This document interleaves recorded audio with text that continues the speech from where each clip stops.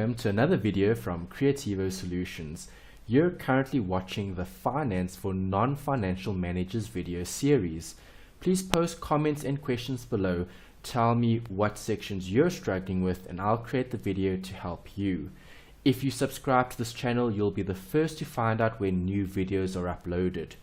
There is more content and resources on the website. Please follow us on Instagram and Twitter and keep watching the YouTube channel for more support. In this video, we're going to continue where we left off in the previous one. We were discussing the different forms of ownership. So we've established that businesses are required to access finance in order to maximize their capacity and to grow. So businesses have a primary goal of adding value, and value is created by using assets to then provide either a product or a service. So when a company is considering raising capital, they need to consider either using debt or using equity. There are pros and cons for both of these different forms of finance. When we're dealing with financial management, we need to establish the capital structure because businesses are going to be either using more debt or less debt, or they're going to be using more equity or less equity, depending on their capital structure. So when looking at a business, the capital structure describes the risk exposure that that particular company is exposing its operations to. When a company raises more debt, they're seen as being more risky because there's an obligation to pay back the debt. And from your accounting knowledge, you know that debt is viewed as a liability, which is an obligation to pay, and a future obligation will give rise to a future outflow of benefits. So when looking at assets, remember an asset is going to be something that the company requires in order to grow the operations. So we can do more with those resources that we have. So if I'm going to be purchasing assets or financing assets, I'm either going to finance those assets using equity or I'm going to finance those assets using liabilities. And that's why when looking at financial management, we're focusing on capital structure. So how much debt and equity do we actually use to invest and to finance those assets? Those assets are going to add to our operational capacity, and hopefully those assets will generate income. The first form of ownership is called the sole proprietor. If I'm looking at a sole proprietor, I'm dealing with a business that only has one individual. So that particular business is owned and run and managed by one person. And that one person is going to be responsible for creating value. If I'm dealing with a sole proprietor, there are some characteristics that we need to look at. The first is control. If you are a sole proprietor, you have complete control over the business because decisions can be made by that particular owner.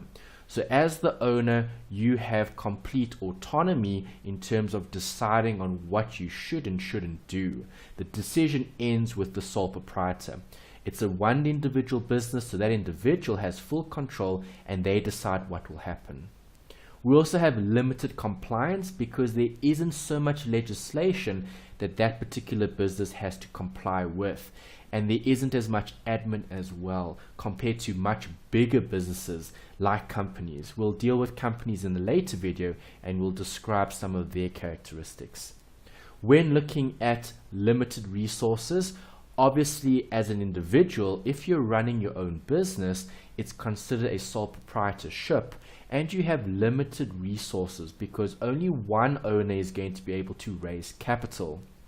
There's also no legacy, meaning this particular business is run and managed by the owner. So if the owner is the business, so if something happens to the owner, perhaps they retire or they stop operating, will this business continue?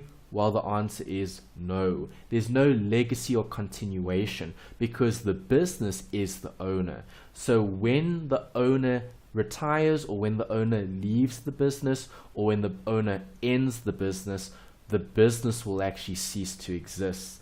And that's why there's no legacy, because there's no separate legal entity. The business is the owner, the owner is the business. Right, they're one and the same. There's no separate distinction between the owner and the business. Later on, we'll look at other forms of ownership where you do get companies that are separate from the actual owners or managers or employees of the business. And the last point deals with unlimited liability. If I am a sole proprietor and I'm operating as an individual, as a business, there's unlimited liability, meaning if you're going to be raising debt to finance the purchase of certain assets, the unlimited liability means that the owner can lose personal assets because they are responsible for the liabilities of the business, because the business and the owner are one and the same.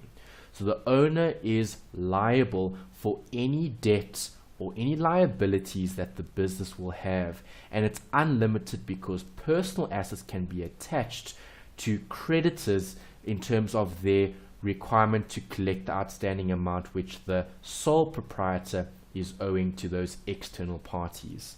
So when dealing with characteristics, we can group them into advantages and disadvantages. There are always advantages and disadvantages for all the different forms of ownership, and we need to understand which form of ownership best suits the requirements of that particular individual or that particular business. So businesses will either decide to start out as an individual sole proprietorship, and maybe they could consider a different form of ownership. And those forms of ownership we're going to cover in a later video. And that concludes this video. Thank you for watching. Please subscribe to the channel and you'll be the first to find out when new videos are uploaded. If you have any comments below, please let me know, questions or comments, and I'll continue creating videos to help you. If you do like the video, please support the video by hitting the thumbs up button.